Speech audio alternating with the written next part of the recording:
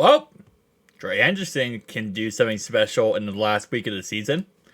Guys, we play Cleveland next week. Currently, Trey Henderickson's at 17 sacks on the year. Now, the sack leader in a single season sack leader is going to be, well, unofficial is Al Baker, but officially is going to be Michael Strahan at 22.5 sacks. Okay?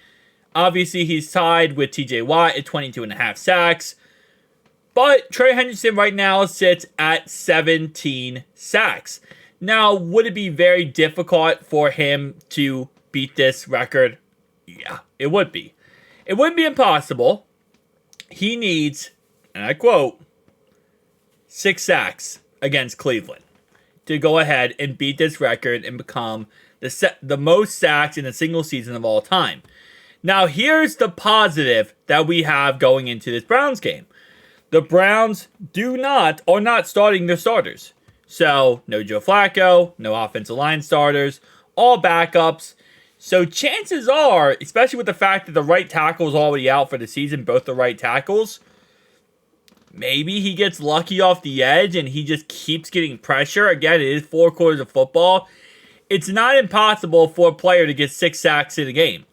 It's very difficult, and I will say it's not likely, but it is possible. Which, honestly, with how ups and downs the season has gone, this might be the funniest way to end the season off. Trey Henderickson literally leading the NFL in sacks, not only this year, but of all time now for a single season. So it would be very, very funny.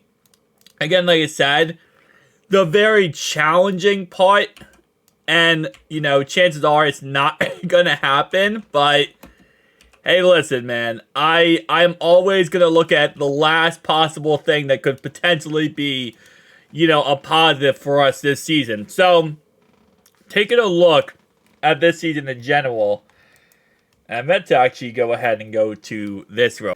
There you go. For some reason, when I type in Trey Henderickson, it autocorrected to some other guy, so that's why the problem was happening. But looking at his stats from this year, right? The most sacks he's had in a single game was 2.5. He had it versus Arizona. He had 2.5. 2.5 versus Arizona, and that's it. He had 2 versus LA.